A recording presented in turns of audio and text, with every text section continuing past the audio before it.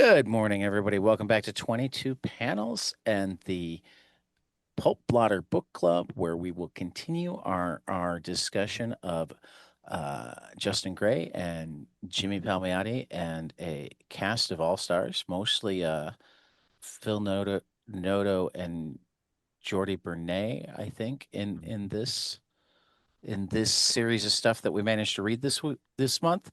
Um, of Jonah Hex, which those who will listen to the new episode that I recorded yesterday that will drop later tonight may know, because I think I mentioned, has its omnibus coming out this week, which we did not plan, but it's a wonderful happy accident. I do have to ask It's because I hadn't seen that. Is it the All-Star Western Omnibus or is it Jonah I Hex? yeah, think it's the it's All-Star Joe. Western. Oh, it's the All Okay, Star Western. Okay. because All-Star Western was the follow-up series when they moved to New 52, Oh, and okay. I Didn't like that as much. I didn't like it as much, Yeah. mainly Okay. because like you could tell very much that editorial was like, you need to hook this into New 52. continuity. Yeah, and and they took Jonah out of the West and moved him to Okay. Gotham City, and he was like fighting the Okay. Court of Owls and Well, all that well, stuff. well, well, well, then I won't plug it quite as much, except that we do have the same creative team, and Yeah, and Yeah. DC does give some residual type stuff. I forget how their structure is, but certainly with Palmiotti, he's got enough clout. Speaking of which, I did a little of actual reporting. Um, I mean, not really, because I was just texting with a buddy about baseball and remembered that we had a question. Uh, Jimmy did most of his own finding of various artists, which isn't hugely surprising, seeing as he had done that sort of thing at Marvel before this. hmm Though Mark Chiarillo did turn him onto and hook him up with Jordy Bernay, who had done one of the issues of Solo. Which, have you guys ever read Solo? the DC solo book. Yeah, The the Yeah, DC yeah, Solo book. yeah. Yeah. That I read a few of. I was always whoever the artist was. Okay. I would. It wasn't like a regular read for me. So. Yeah. Yeah. I I mean, I did. think it was only 8 issues, but hmm I read it all. I mean, obviously, who the artist was mattered, but like Yeah. there was a lot of cool stuff in that. Yeah. Um, Well, speaking of a lot of cool stuff. let's talk some Jonah Hex. Let's talk some Jonah Hex. Starting with, and I talked about it some last month, but you guys hadn't gotten into it. We lead off with his origin story, don't we? That's certainly the name of the The name trade. of the Yeah. right. I mean, I feel like it's an origin, but it also leaves a lot of I space think for. I think as it should for this character. I mean, Absolutely. it's kind of like the Joker. I don't actually want to know too much Yeah, about I've the always origin. I think it takes away from the character if you know too much. absolutely. I mean, I think that uh um one of the things I think we talked about this last month, was that I always loved that very early on they sort of revealed the horrible end that Jonah was heading towards, but Yeah. we never really knew where he came from. And I always found that really, A, because the end is so uh EC Comics creepy, but it's also um it it like he came out of nowhere and then he went someplace terrible. So anyway, but yeah, no, I think that um, I I vaguely remembered the origin tale as it's presented here, but I didn't remember the details of it. I remembered the axe to the face with the hot axe, and that's how he gets his scar and all of that stuff. But yeah, it was just enough to make you go like, okay, here's some dots to connect, but it didn't feel like it was saying, okay, here's the whole reason, Right. Yeah. Well, that was great. Good talking with you. See you next month. No. I mean, Ah! burned in the face, crucified, and set on a raft, Yeah. float down the Mississippi. I mean, that's Wrapped in a Confederate flag. Let's not, it's there is I don't want to revisit the conversation we had last time, but I mean there is a lot of Josie Wales in this origin as they laid it out. So Yeah. um but yeah, no, I love the origin story, but I will tell you that my favorite story in this, and I know you guys haven't read this series, and I have, um, but my favorite story in this particular volume is the Tallulah Black one. And Yeah. I don't think I'm spoiling anything terribly to let you know that Tallulah is revisited quite a few times during the course of the series. Um, which, we basically in grand comic book fashion, it's like, well, what if we had a female version of Jonah Hex? But yeah, I don't know. I mean, like, yeah, I this mean, She-Hex ran for a long time, and She Hex, just in case CBS decided to do a TV right. show. Right. Anyway, no, I think, now I'm gonna let you guys talk because I could blather on for Well, hours. no, I want you to blather for Yeah. a second because I'm having to update people that are texting me about like my wife in the hospital. So, Mm. like, your blathering is good. You and Sean need to go for a while. For listeners, Kelly is mostly okay, but it's been a journey. Wow. Well, I'm sorry, Hi, man. Mom. Hi, Brother Adam. Um, Hi, Britt. John. So I have to be honest. I have not gotten uh, to the Tallulah Hex. I did see the, or Was that I in looked at the volume artwork, 4? and it's no, It was the. that's in the Origins book. Oh, yeah. okay. It's The art is Oh, is very interesting. yes. so you Uh, haven't even gotten as far as me, Sean. What's your excuse?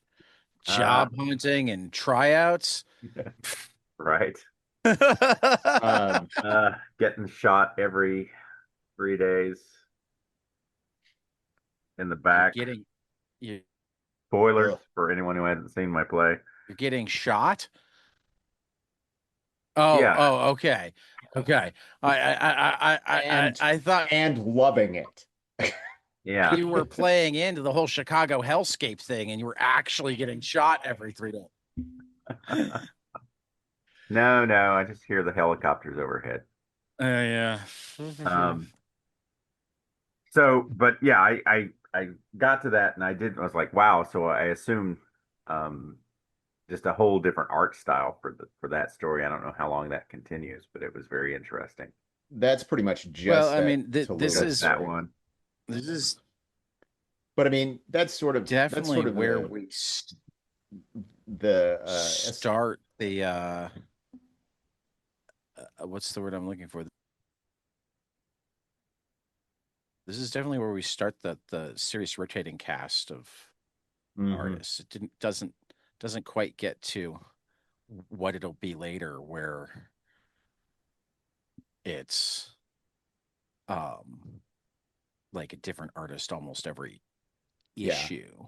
I mean, yeah, I think right now we're Um, looking at it's mostly a different artist every arc. arc, Yeah. right? I And mean, sometimes even a couple one shots in a row by the same artist. mhm. But But I but do that was Val Samix. So like Retribution was Jordy Burnett. mhm, The Ballad of Tallulah Black is Phil Noto, and then I Walk Alone at the end is Val Samix. mhm. So you've got three different artists in this book, and So, three pretty distinct artists. well, yeah, I mean that's that's always been the strength of one of the strengths. I mean, obviously, Right. I think that Gray and Palmiotti just have a chokehold on what a good Jonah Hex story is. Yeah. Um, Right. uh, and can introduce, I think last month I talked about how one of the things that frustrates me about people who do Jonah Hex is that they always want to really lean into the mystical aspects of it and the supernatural aspects, and I always feel like that's a mistake. I think that Palmiotti and Gray just know how to touch enough of it and then let it be. And so, okay, I just want to make sure because I don't want to start talking about something that you guys haven't read yet. You guys just basically got through the origin tale. Yeah. That's, Okay. I mean, Yeah. I still had some reading to do to catch up. Well, I got through Tallulah. Okay. Okay. Yeah, Because I I did. I got through feel Tallulah. I free. got through like the first 100 pages of the book 5. Oh, yeah, you got, Yeah. Yeah. I mean, I I finished. almost finished the 2 books that I was hoping to read. Yeah, I mean, I got really excited about reading these and I got through volume 6. So, um, Okay. um, or wait, So you're when did I, ahead. We'll catch up. am I wrong? No, no, I got through volume 5. That's what I got through. Because we were going to read 3 and Yeah, and I got 4. so luck runs out. Yeah, Yeah. luck And runs I'm out. right. I'm 80% through Only the Good Die Young. Yes. The one that So weirdly on Comixology, don't hate me, I use Comixology. I do Weirdly, too. only the good die young on my Comixology library does not lump it in with the rest of the series. That's always fun. Yeah, it's strange. But no, I like just to speak on the Tallulah Black story, I love the fact there's that little girl. Like this is a really good example of what I'm talking about just touching on the supernatural and then leaving it be, is that, he meets that little girl at the top of that story when he's chasing that guy down and he has him hanging, and she comes up and like breaks his neck. And I but then and you get that sense that maybe that girl is a little something more than what we think. And Yeah, then she revisits and she speaks with Tallulah as well, but we never get any explanation for it, or there's no revelation of what who that girl is, or I love that, you know, and I that do too. idea that like and Well, and yeah, I was going to say Noto's Noto's one of those artists that can do a lot. He doesn't have quite as an established style as some other artists with as recognizable as a name of hmm his. Um, like I think this looks different from his Star Wars stuff. His Star Wars stuff looks different from some of his other superhero stuff, that sort of thing. yeah, yeah. Um, but yeah, the kind of surreal nature, particularly to the scenes with the little girl, yeah, the lighting, the just adds to the is this a real girl? Is this a uh Spectre, specter of her lost innocence? Is this a yeah, like some other type of ghost? Um, particularly because like it's all the more fun the way that Tallulah gets lit elsewhere. She often has a similar um almost spectral like appearance. sure, Um, particularly when she's like in the midst of or thinking of doing. I mean, like I'm looking at page 84 here, or really the sequence that starts on page 82. and like she goes back and forth from spectral to real, and she's most real when she's getting her ass kicked. Hmm. Like, but when she's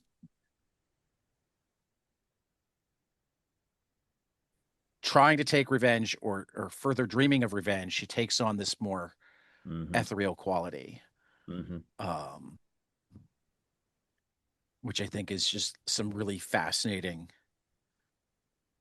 I mean, this is another place that I just love comics. There's so many different moods that you can create in what, through line work, through coloring, through whatever. Right. I don't think you're supposed to think that she's supernatural, Oh no, I mean, I think but I that, think you're allowed to. yeah. Well, and I You know, think that the more, yeah, I mean, like, look, I'm not even, but she returns quite a few times. right, She and, you know, it, it, it is kind of, she is the female equivalent of who Jonah is. And even though you don't, like, I think that in that origin story, we sort of get that idea that Jonah from essentially from birth was sort of like beaten into the, sort of like what's the what's that line, one man tempers another like steel, Yeah. right, and I think that even starting with Woodson Hex, his father, just beat him into something that was unyielding. And obviously Tallulah, it goes through a similar thing, but it's also much later in life. And that's right, why she reaches out to Jonah to teach her how to right, be like him. right. And I Well, I think mean, from a his cinematic reaction to that is also really cool. He's like, you don't fr want to do this. from a cinematic standpoint, I was just thinking of Tombstone, where like Wyatt Earp, when they're locked down in the river area, just goes off, and Mhm. suddenly for the rest of the movie is all but superhuman. Right. Um, but they You have tell him no I'm way. coming and hell's coming with me, which is Right, right. about as much a Jonah Hex line as you can imagine. Totally is. But one of the reasons that I feel like I love the brilliance of kind of changing the lighting and whatnot with Hmm. Tallulah in this book is that like I think of that as the point in the movie where you very much go into legend rather than history.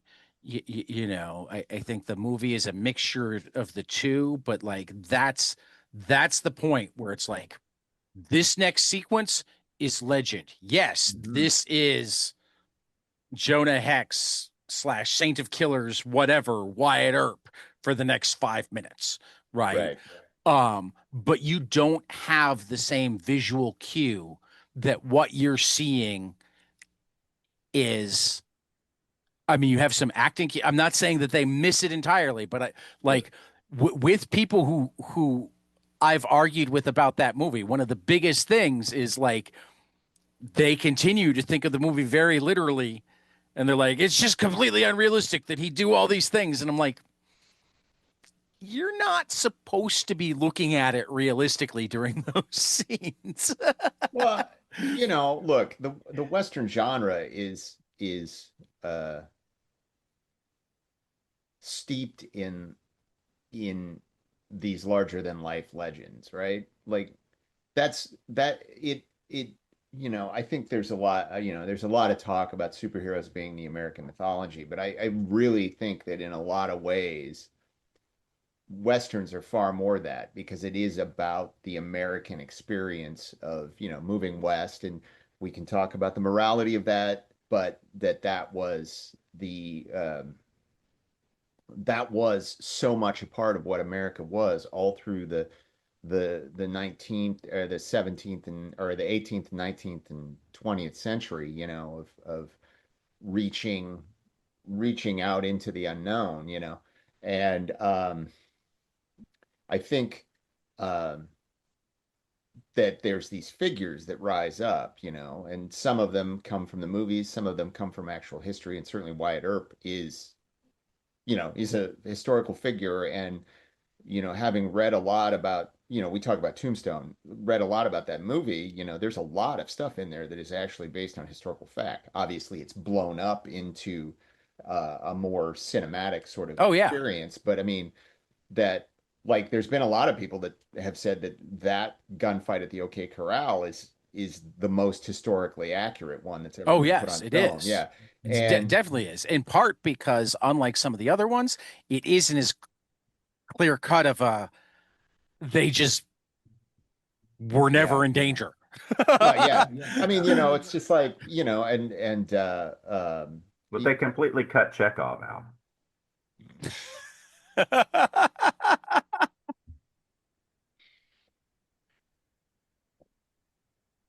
oh, leave it to Sean to bring in Star Trek. Now let's talk about Star Trek. Anyway, no, uh The specter of Star the Trek. gun. Yeah. The specter of Star Trek. It's everywhere. But no, I mean, I think that what is fucking great, like I think a lot of what you're talking about the artwork, and I think that having the artist change over the course of the series, it also feeds into that. They've created this sort of mythic figure of Jonah Hex, and one of the things I love about this series is every time somebody finds out that this is Jonah Hex, they either get terrified or they they don't know, and somebody else is like, oh, you don't want to do this, you know um actually it's in volume 5 where there's they do kind of a like and they do kind of a I'm sorry, I'm going to talk ahead, fine, whatever. um No, uh that's okay.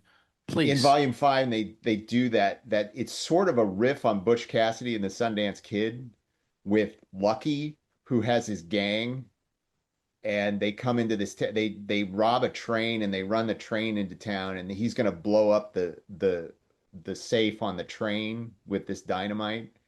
And they're asking everybody how many horses you have in this town, and the guy's like, well, there's got old old Smith's nag is over there, but I mean they're about that horse is about dead. And then there's the drunk that's up in the saloon, and the drunk up in the saloon. you know and but the main guy in this gang, Lucky, is just a moron and doesn't know who Hex is. And the best part is near the end when he has like killed his own gang, and he's like, oh, I'm gonna kill you. And his girlfriend is like, oh God, Lucky, no, no. It's the best. I don't know. But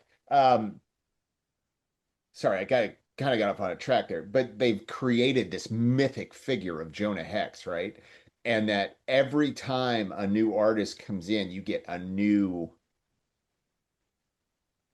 look into the spectrum of the image of Hex. Sometimes it's very realistic and sometimes it's very cartoony. Like we haven't like one of my favorite issues are the Darwin Cook ones, Yeah. which are, it's Darwin Cook, so there's this whole kind of like almost cartoony aspect to it. And uh yeah, no, I love it. I mean, and Yeah. Well, I got distracted, but I was going to say earlier that I one of the things that I think is special about this series makes it work, makes it more about the character in a weird way, is that there's not really a house style. no. I mean, it makes me think of like the antithesis of the how to draw the Marvel way. Mhm. It was essentially like his hat looks like this, his scar is on this side, everything else do what you like. If you Yeah, need if you need some sort of guidance, think Clint Eastwood in Unforgiven. right. Well, I mean, and I think even like even the smaller details that I'm always sort of fascinated by is like some people draw his the eye. Like there was one issue in the first two where they basically said that he's blind in that eye, right? Right. And sometimes the artist draws it just as this white orb, and sometimes it's like it's almost like Two-Face with a really enlarged thing, Right. with tiny. Right. And I'm all like I love all of that. I love and but the other genius thing I think is that I think Palmiotti and Gray or Gray and Palmiotti, I don't, you know, I think every time they have such a specific handle on who Jonah is Yeah. that it allows them to then take that specific character and put that character into a situation that plays to the strengths of whatever artist they're working with. And like I think that that is what is super exciting. Like it excites me every time when you open it up and you see, okay, oh, it's a new artist. It's not like I love Jordi Bernay, uh, Hmm. but you kind of I think I always know what kind of a story it's going to be when it's a Jordi Bernay drawn one because I think they have a handle on what Jordi does really well, Hmm. and they just play right to it. But when a new artist shows up, you're like, okay, what's it going to be? What's this going to be about? You know? Um, we're gonna go major spoiler for Sean here because I do want to talk some I Walk Alone. These Um, books came out almost 20 years ago, right, so right, right. my, It's your own Um, fault you weren't reading them then. which first of all, that Sienkiewicz cover, holy shit. Yes. Oh yeah, this story is amazing. Well, and as I flipped and got to it, like the where I was about to turn us is I really like the way in both of these volumes strong women are centered, but this one is like a weird perversion of that. And Oh, of perversion course. is not quite the right word, but like because like you have another strong woman um that like both takes care of herself and makes Hex want to take care of her and then there's that awful And then she's insane. awful twist. Well, I don't Right. have you gotten to the pig story yet? You want to talk about uh Uh I think it's in the last you may not have gotten to it it. might be yeah, it's probably Whoa. in one of the two stories after. Yeah, I think it's either the second or the last story in volume five. Oh, you want to talk? It's kind of a it's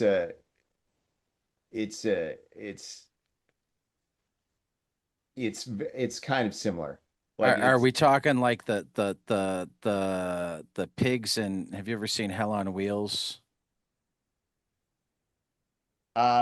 I have not Or seen. for that matter, Deadwood, I think uses pigs too. Oh no Where no no no you no take no no, it's no different. no, it's different. It's not a let's get rid of the bodies pigs. No, it's oh Okay. no no no no no no no no no. you've got me thinking of a John Constantine Hellblazer that I read 20 some years ago. I I mean, do you want me to spoil Go it? ahead. Go Yeah, ahead. Okay, I mean, again, so 20-year comics, and we were supposed to have read more. yeah, so I have an excuse, and Sean's like unemployed, which you'd think would be not an excuse, but well, and I just or keep I I keep should actually. I haven't talked to you about that. How's the job hunt coming? Are you employed? And I just like class dispersions. I am not. Okay, and that but very response makes me say, employable. let's not talk about this. Very employable to anybody listening. Sean Harkleroad, give him lots of your money. He is top notch, Yep, Top, top man. top top men, top man. men, top Who, men. Recently passed away, yes. William Plufkins just passed. Mhm. one of the I look, I do not like to speak ill of the dead. One of the most arrogant people I've ever seen at a convention. Um, sorry. Sorry. Sorry, Bill. Um, uh, no, so Jonah is chasing this gang, right? And he's tracking them and he tracks them to this farmhouse. And there's a woman there and she's like, I gotta take care of my pigs. And she's like, my deadbeat husband ran off. And she keeps quoting Bible verses and asks him to come into dinner. And they're talking, and Jonah is being Jonah, and he's drinking, and then he passes out. And when he wakes up, he's in the barn, and the guys he looks over at the wall, and there's a bunch of severed tongues pinned to the wall. And then here's all the guys he's been chasing. They've had their arms and legs cut off, and they're all crawling around, and she's coming in and throwing slop on them like they're the pigs. And then her sister shows up. So it's like it is way out there. And I was like, it's Ah, like the it is it the All Hallows Eve story? I don't think so. I think it's called like Pigs, a Grindhouse Tale or something like that. Well, that makes me wonder if it's in volume 6 then, I don't or where is it? 5 rather. Maybe I don't know. Mm, mm. Anyway, it was like it's the kind of thing that if I saw it in a movie, I'd be totally turned off. But in a comic book with Joan in the middle of it, I there's something about that I just get really. Well, I mean, I have long said that comics are the medium that I can handle horror in because I have more control over the parts that Yes. I might not otherwise want to deal with. I can look at a couple of pages and go, now, Four Little Pigs, a Grindhouse Western. Yeah. Oh, Giuseppe Camunculi and Stefano Landini. Yep. Oh, it's Fucking it's it's the great. second one in volume 5. Yeah. I'm like almost afraid to go look at it right now because I am just thinking of what I know of those two artists Yep. and what they're capable of, and now thinking of them together on layouts and finishes Yep. and and It is yeah, wait. it is a little slice, but it Oh, did remind me of that story we were just talking about where it, that you know, wretched twist. yeah. Um, no, but I mean, I think that it it's just so good. I don't even know what else to say. I'm just like, it's so good. Um, and it is like there is one story in volume 5. It's the one right before that one where no, it's not right before, it's right after that story where it starts out with Hex in New York City. Okay. And uh I was like, oh God, no, no, because I was having these flashbacks to the All-Star Western and him running around Gotham City, and I was like, and then it does some pretty great stuff. It's basically uh, well, I mean, it's basically abuse of immigrant story, um, and of course that takes a like I love how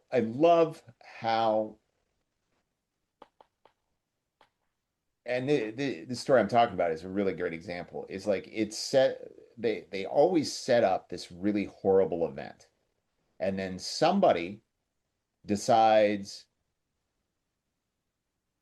they need to have revenge. And then they go too far.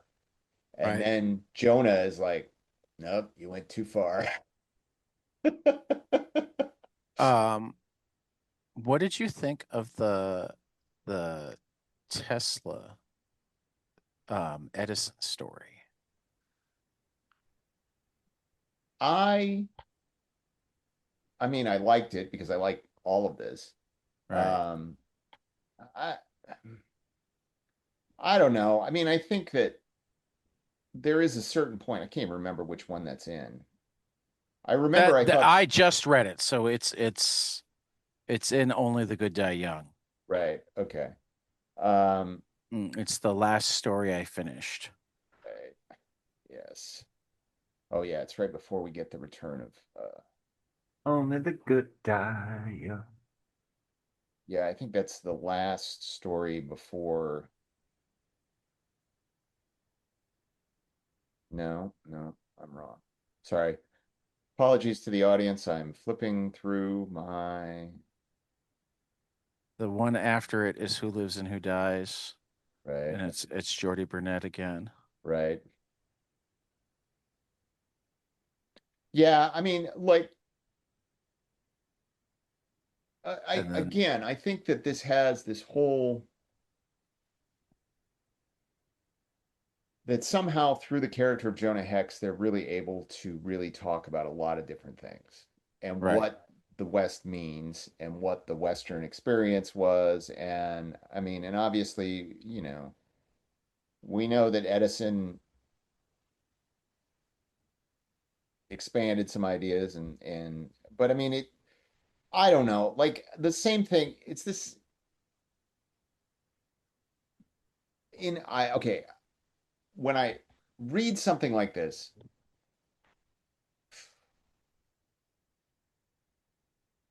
I get real antsy when you start putting like sci-fi into something Right. that is so hardcore because they got the robots and they got the. And like that made me a little bit antsy though. I loved um Jonah's like take on the future. Yeah, You're telling me that there's going to be some future that I wouldn't understand and they will have completely forgotten about me? That sounds about right. right, Sounds like Romans. right. So he's already got this perspective.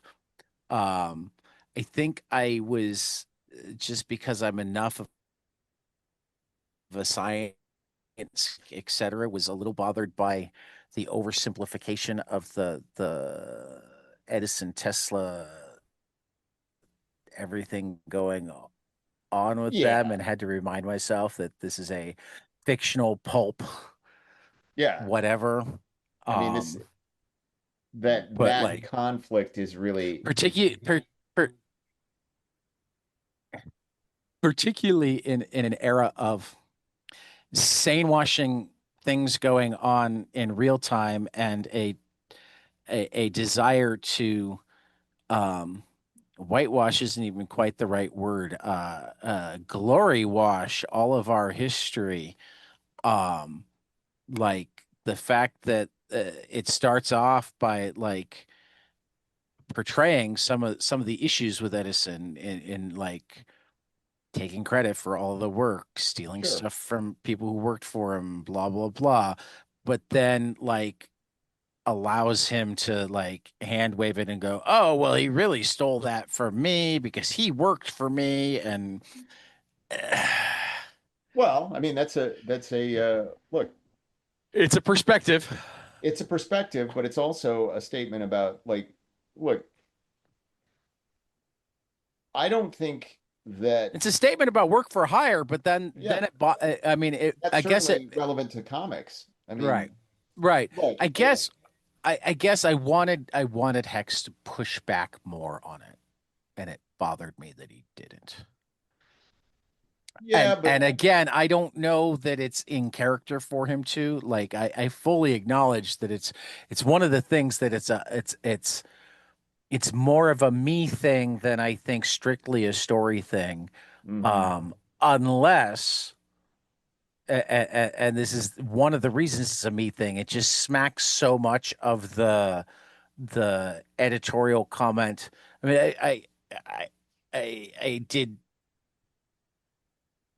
some serious study God, decades ago into textbooks and how they were, and like some of the editorial comments that get made because they want the book to sell in both California and Texas are insane. You know, the California side, it's like you must say handwriting because penmanship is sexist. And the Texas side, it's like there's an inset box that's about Matthew Shepard, and it's like great piece, well researched, blah blah blah. Can you not mention that he's gay? And it's like, well, but like, why would we put something about a kid being pulled behind a truck until he died in a history book because he was gay if we don't tell him that he's, Well, so in my head, there's that mild warning bell that's like, did this take more of a side and they were told not to take a side, or did it just not take a side? And to I me, mean, those are I, different things. I Yeah. also think it's valid to just. I mean, I don't think that this story like Edison says, he worked for me and he created it. Right. That's a point of view. That is uh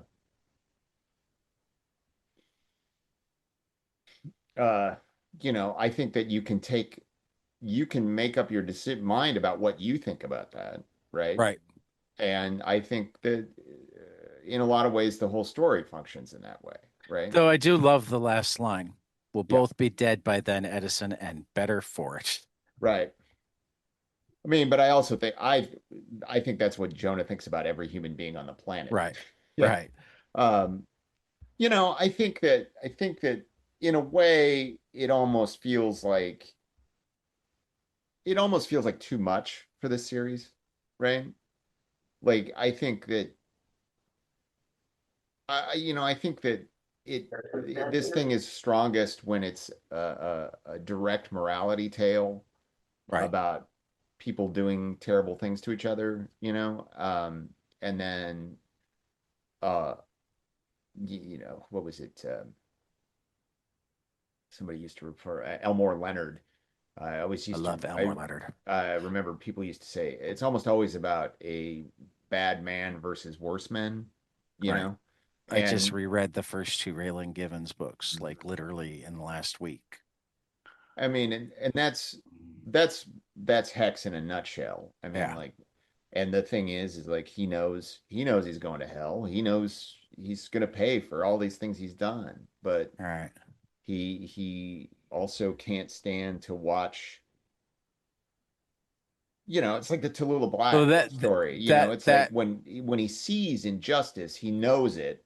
how about the I loved the story. Which one was it? Where he got sent to get the rich guy's two sons Oh yeah, yeah, who had been abducted and to bring them back. yeah, And it turns out there were bounties on them, so right, like he killed them, collected the bounties, and then brought them back for the money. yeah. And the guy's like, I wanted them back alive, and he's like, you didn't say that. You didn't A, you didn't specify that. B, no. B, yeah. Well, yeah, and it was I don't like it's what they're so good at here. I mean, they always have a good twist, right? Right. Like I mean it owes some to old, I think, EC comics for some of its twists. 100%. Yeah. Right. I think we Yeah. mentioned that last time. But I mean, like I was thinking about like in the origin story, like I think that um from our modern perspective, for the most part, we've come to expect a certain portrayal of Native Americans, right? And I think that story hews to that in some level, but then at the same time, the son of the chief is just not a good person. Well, and that's like I mean, I mean, I think that that's the way there are you a have. lot of Native Americans that are as upset with the magical Indian Oh, sure. um and noble savage than as they are with like just the lesser being narrative, with the problem being that like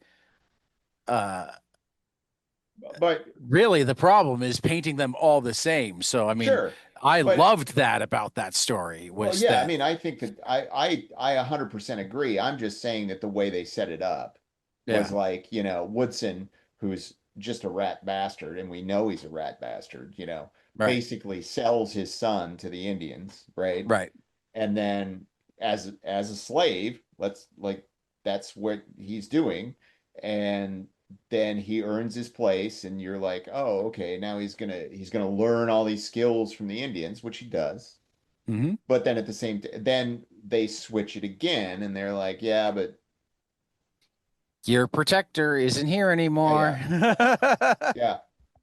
No, I think that like constantly there's that shifting back and Yeah, forth, yeah. and as you get further along, you get to see like I guess you probably haven't read it. The story right after the Edison story, the another I five, just started it, but yeah, yeah, the who lives and who dies. right, I love that story, the framing, where it's right, the school teacher telling his students about his experience right, with Hex and how he lost his arm. right, And it's like, I think that that choice goes into a lot of the way I feel about storytelling and drama now, which is like that there's all points of view in this world, and that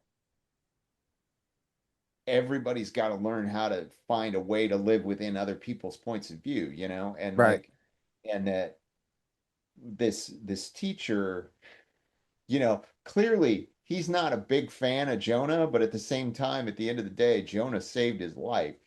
Right. Right. And Well, I I was um just thinking about like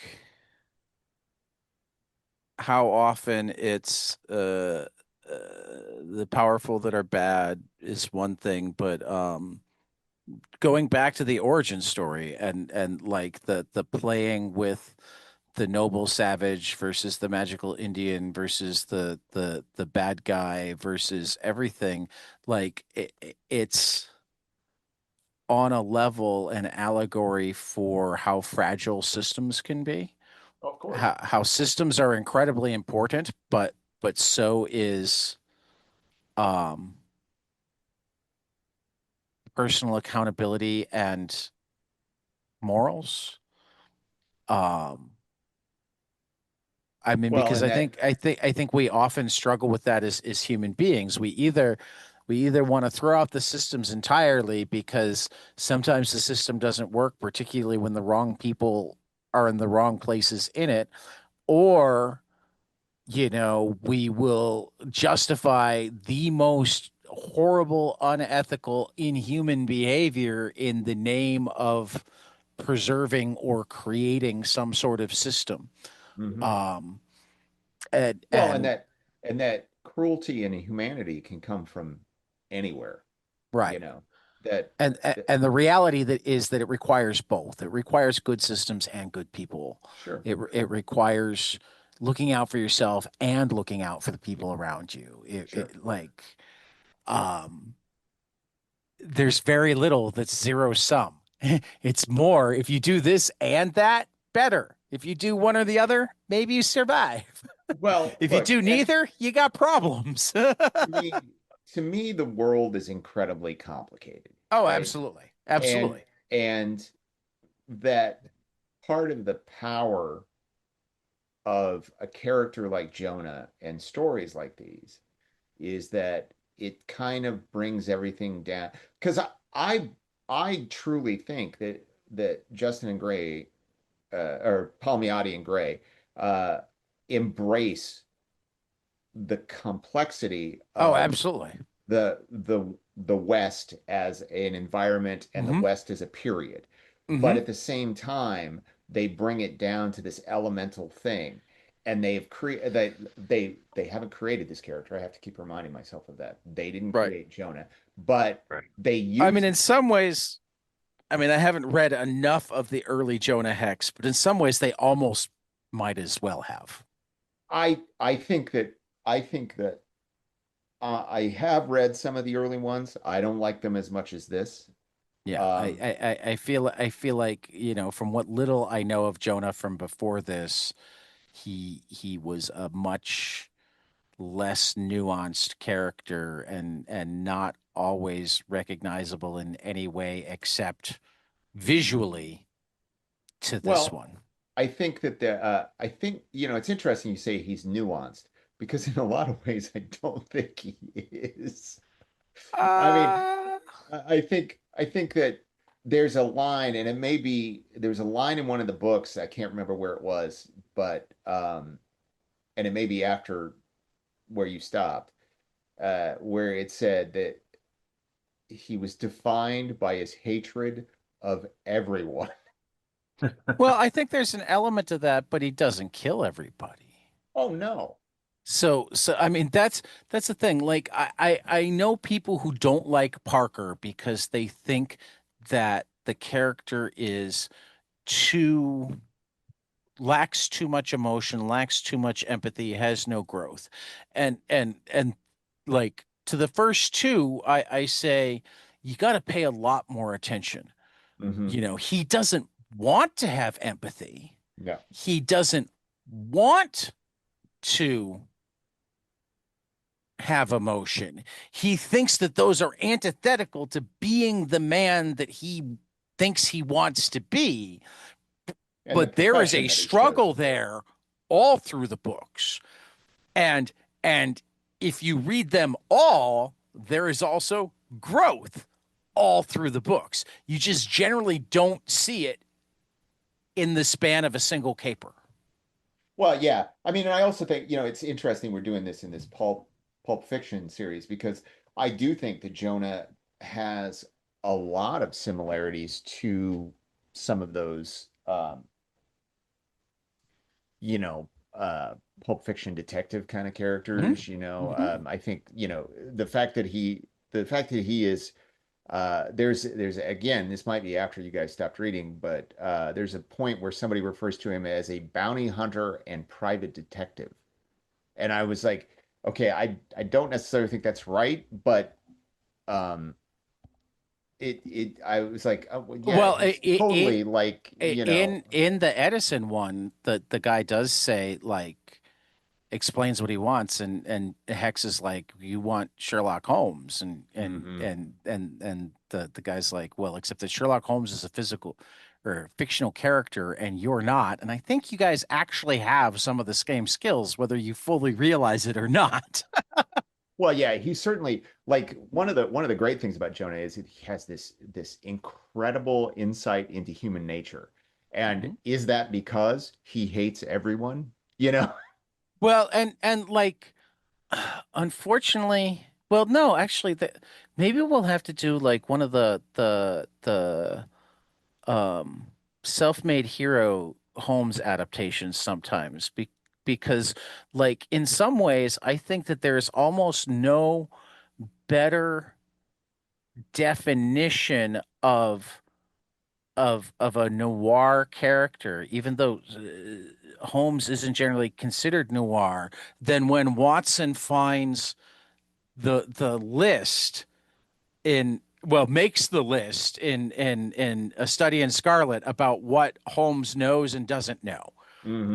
Where it becomes clear that Holmes, for reasons not entirely known, has decided that this is what he wants to do and he wants to be the best at it. So he knows botany backwards and forwards. He can write dissertations on the different kinds of cigarette ash. He can, chemistry, Yeah. blah blah blah. No knowledge of pop culture, Yeah. almost no knowledge of international relations. Well, and the thing about it is like it's when you really think about somebody who functions like Sherlock Holmes, you would think that information would be important as well, you know? Yeah, well, and like throughout the stories, you discover that like he it's not that he doesn't glean that information; it's that like he has so little interest in it that it wasn't what Watson. Yeah. I mean, and every once in a while, you'll have him say things like, "No, I didn't know that, and now that I do, I will do my best to forget it because I don't see how it will ever be useful again." Right. But I mean, And I yeah. feel like there's elements of that in a Jonah Hex, in a Sam Spade, in so many of these Oh yeah. characters where it's like they're so driven to be one thing that isn't even always clearly defined, except through figuring out what they're great at, what they're not, and what they're deeply uncomfortable with even being a part of.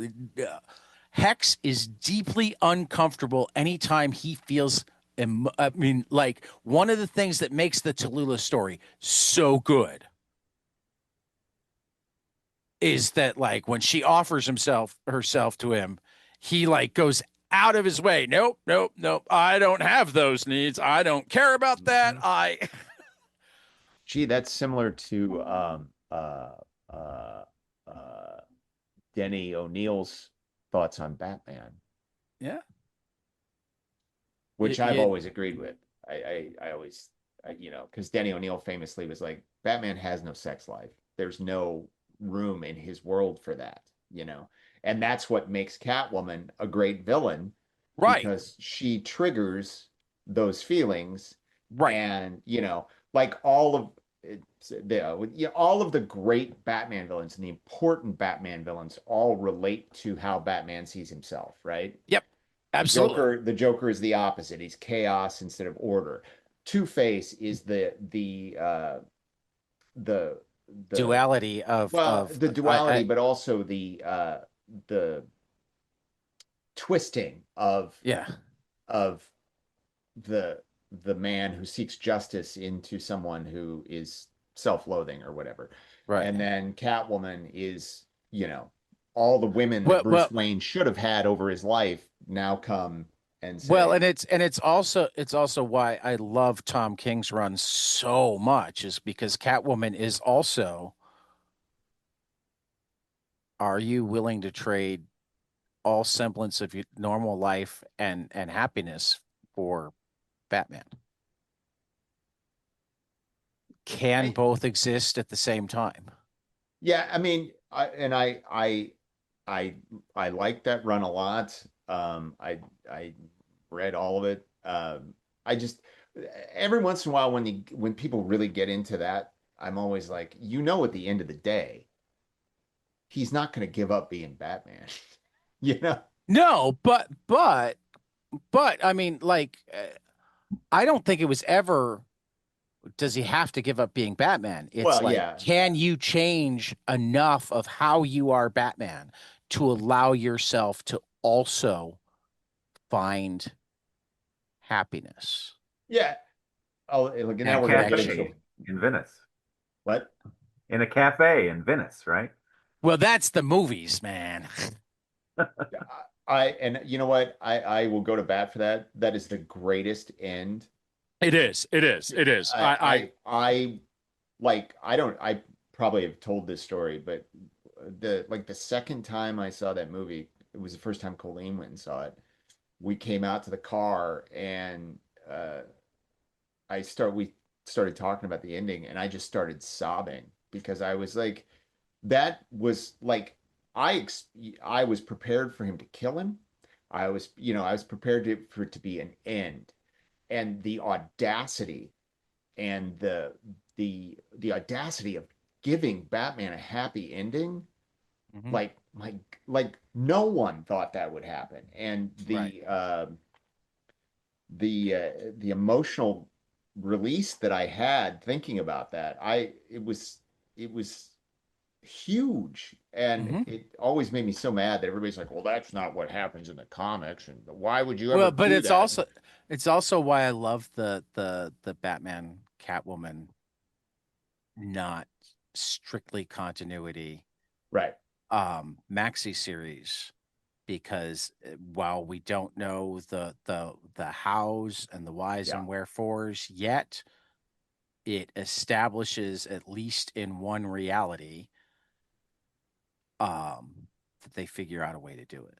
Sure. I mean, like, I, look, go ahead. I just love that it always comes back to how difficult it is to get rid of a bomb.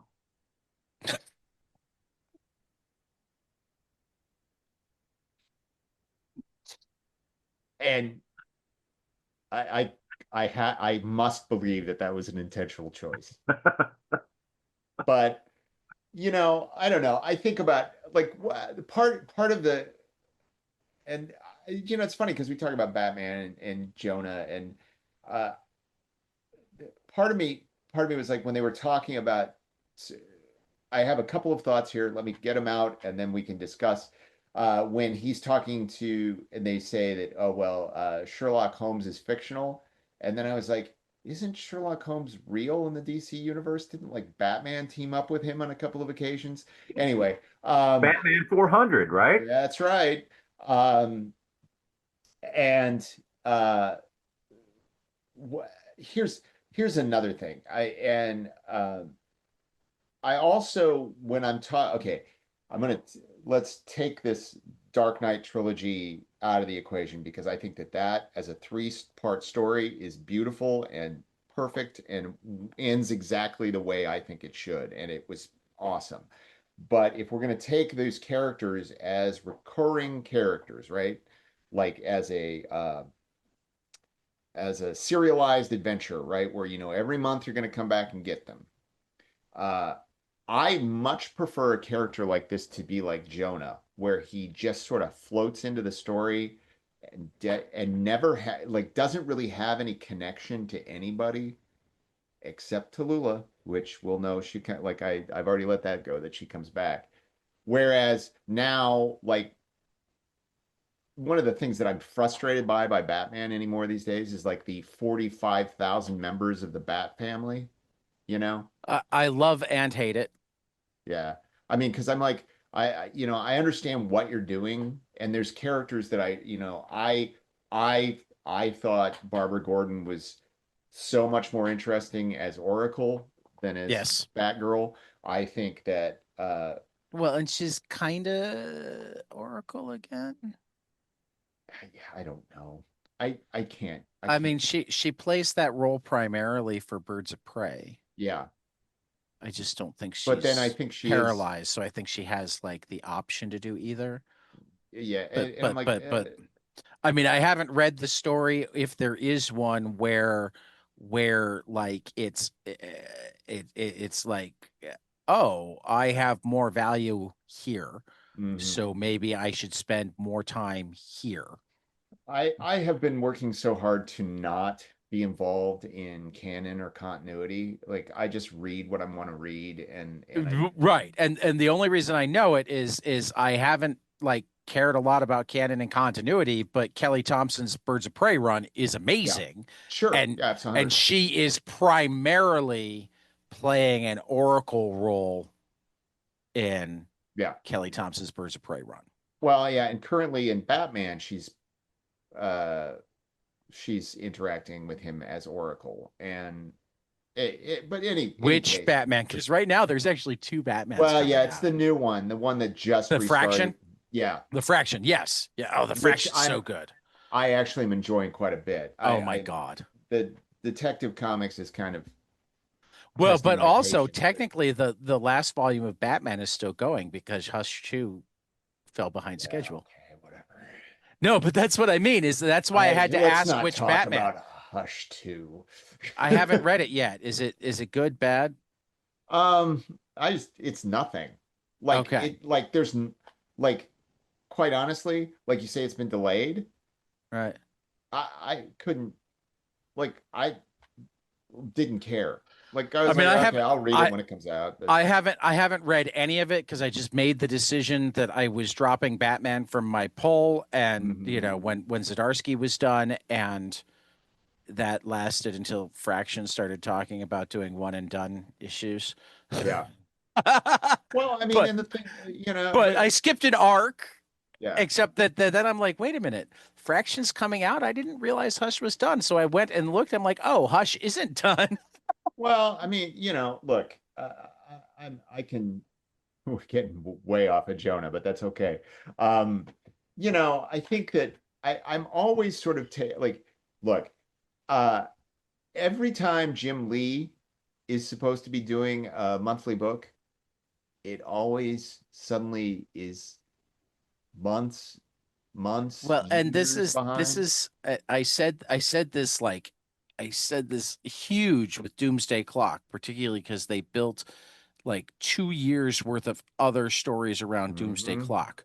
Why the fuck did you not have the entire thing in the can before you solicited it? You can't tell me it's money, Well, I mean, yeah, no, or I at don't. least you can't tell me convincingly it's because Warner Brothers couldn't afford to take that risk. Well, yeah, look, I mean, I think it probably also has to do with like, well, we got these other books out that led up to it. We better Well, start. but what my point is, don't start leading up to it I until know, it's done. I know. I mean, sorry, this gets into a much larger conversation. Like the Right, only I've been reading the Mark Waid just because I love Mark Waid. So I've been right. reading the Justice League Unlimited, which I've kind heard of good bugged. things. It's good. It's I want. good. I need to read more of the world's World's famous Finest is better. finest. Yeah. World's Finest is a better book. Right. But there's this continuity going in there. But now they're so caught up in this DCKO thing, whatever the hell Right. that is. And I'm like, I don't care. Right. I don't care about any of this. Nope. But I mean, like one of my big problems with that Unlimited book, that is eternally frustrating to me is that um, it the pitch on that book had to have been, hey, remember that Justice League Unlimited cartoon series? Right. Let's just do that. Everybody is a member of the Justice League. Okay, okay. Right. I mean, like that. It's just it feels. I hate like I love Mark Waid and he writes every character really well, and he's got this encyclopedic knowledge, but it felt like a editorial decision that he was like, oh, I could write that, and Yeah, and I guess my answer to when they decide to do something like that is like you have the book that's like that if you want to do it. Just have a Legion book. well, yeah, except the Legion is in the 30th century, and I get it. I get it. but I mean, all I'm But saying but like is whatever you do to try to make a Justice League Unlimited work, you could do with the Legion without like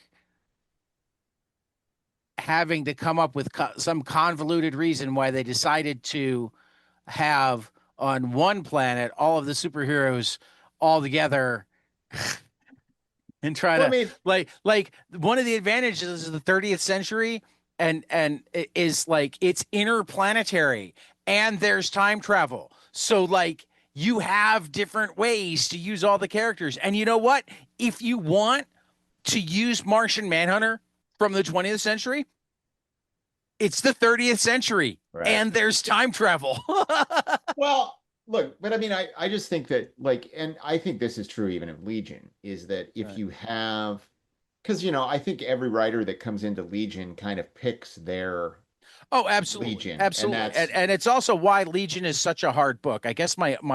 my argument is you already have the large, hard book that never does great over time, but has a ridiculously rabid and dedicated fan base. Right. Why not, if you want to do something big and crazy like that, make it a Legion book rather than risking the possibility of breaking the Justice League?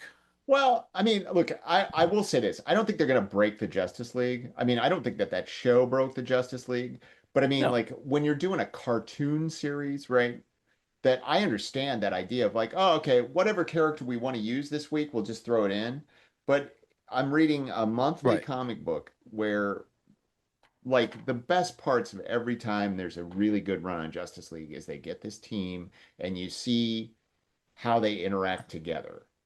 And I now that book is so upset. Like it's a book that feels like it's just set up for crossovers, right? It's like, okay, well, but my question becomes in terms of you don't think they'll break the Justice League? When was the last truly relevant Justice League?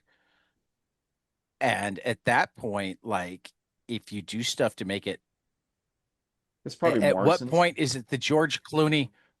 Yeah. So at what point is it the George Clooney that broke the back that Val Kilmer had jumped up and down on? Okay, sorry. I don't Sean, get that. Sh uh, Sean really likes Val Kilmer and George Clooney. I Oh, is that a like them. Batman reference? Batman. Yeah. It's a Batman movie reference. I Um, like them A movie both as with them together. actors. What? um, Trying to think of a movie with them together, and I was like, no, No, no, no. you know, I I like mean, like both what? Look, what? actors themselves, and And I actually thought Kilmer made a pretty good Bruce Wayne. well, I Uh, mean, I think that okay, just totally upset. I think George Clooney could have been the greatest Batman of all time. I do too. I mean, Uh, really, I think weren't those both were those both Donner movies? no, they were not. Or They were no, not Donner. no, Dawn Who and was Felt. it? Yeah, no, was it they were Schumacher. Schumacher. Schumacher? Yeah, no, really, Schumacher killed Batman, but most people don't know their directors as well as their actors, so they think of the Kilmer Batman and then the Clooney Batman. But Well, at going back to the time, Clooney, I thought always should have been Britt Reed, the Green Hornet, and he would have been a perfect Green Hornet. And so when he was announced as Batman, I was like, man, he should be the Green Hornet. Yeah, I can see that. And, 25-year-old Sean, everyone was like, who's the Green who's the Hornet? Green Hornet? Why do you care? Um, boy, that's a discussion. That Green Hornet movie. I think I was the only one that kind of liked it. Um, Yeah, I remember seeing it. I'm trying to remember who was in it. yeah, it was Seth Rogen, and Oh Oh, wow, the that's right. the Green Machine looked awesome. yeah, Yeah, yeah, yeah. I thought it was anyway. That's but like the point being, like I think that like yeah, I do think the last great uh Justice League run was Morrison's, and that was what 25 years ago.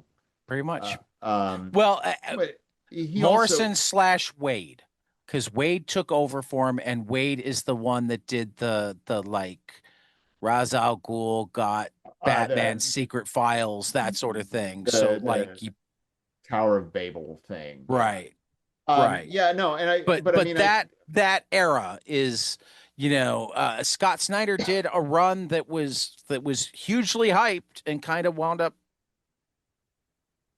but I mean, And I for a think, while, there actually wasn't a Justice League book. yeah, but I mean, I think Morrison had the right idea. Like, he was like, look, this is supposed to be the Pantheon, you Right. know? So he created the Pantheon. And then, obviously there was all sorts of stupid crap that got in the way, the electric Superman and all that shit. Right. But that's why it was great. And the thing is that you didn't have it could be continuity light, but it could be character heavy because Right. the members bouncing off each other, and they're always the same seven, right? Right. Until he started trying to stick in all of his peyote dream stuff. Um, you know, Azrael and all that, whatever it was. Not Azrael. What was that angel character? Um, like he I don't couldn't get remember. Hawkman, so he created an angel, a fallen angel or something. And I was like, come on. Right. But but I mean, like that's to me, that's what that book should be. It should be continuity light, character heavy. Just come up with a like world shattering thing, send him out. I because like Morrison, wow, we are really off topic, but Morrison is so hot or cold for me. Um, like I cannot think of a Batman run I was more bored or kind of just pissed off about than when Morrison was doing Batman. I actually loved his Batman run, I I but I guess I can see that because it I was don't it was a like weird. I don't like the hairy-chested love god version of Batman. That's fair. I don't like Batman as James Bond light. I don't Right. like I want gritty crime stories. That's what I want. Or bat shark repellent. If you go there, I'm fine. So, why don't we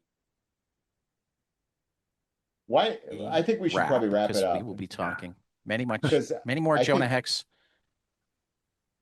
let So me yeah, know. so where did we get to you? So you guys got to the end of the sixth one or almost to the sixth one? Is Uh, I got to the end of, let's see, I read to volume 5, which I okay. think I was read one through. past where we were supposed to.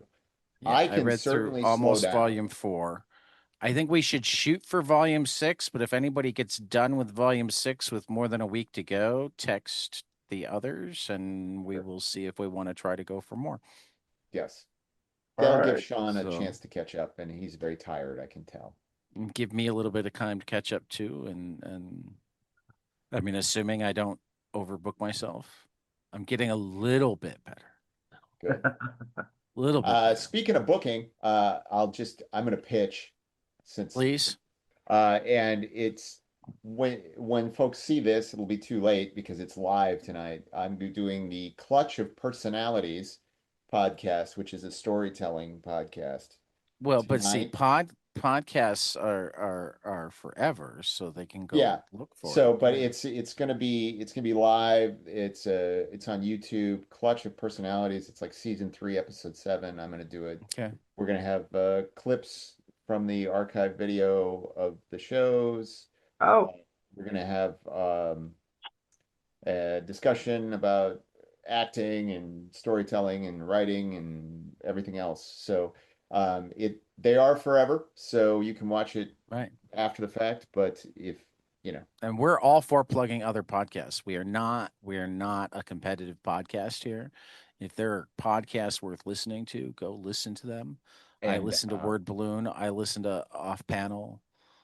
I would be plugging 22 panels. Excellent. well, if this comes out before Halloween, uh, we've It got will. 2 more performances of Misery, Stephen King's Yeah. Misery. There you go. Yeah. And, This Which I is think will great. come out tomorrow. Sean is great. I saw it this past Friday night. Um, it's a long drive, but it's worth it. right? Right. But we Where don't know is where it? people are listening at. Where is right. it? It's in Berwyn or Cicero. Kind of. Okay. I'm confused. Capone country. They have signs up, and then there's the Stickney water tower is there. So Okay. Yeah. Like the It's name of the the theater, Jedlicka maybe? Performing Arts it's Center. Jedlicka Performing Arts Center uh, at Morton College. Okay. See, these things are important if people want to buy tickets. Yes. Buy tickets. They're not just going to drive around Berwyn going, hey, do you know where I can see Misery? And Everyone people are should going to see. go all over the place. Have you opened your eyes? Everyone should see Sean Harkleroad as Buster, Sheriff Buster. Sheriff Buster. Just one time before the end of the run, can you say, "Hey, brother"? Hey, brother. For Mark Pratt and Sean Harkleroad, this has been the Pulp Blotter on 22 Panels, and we will see you after the next page. All right.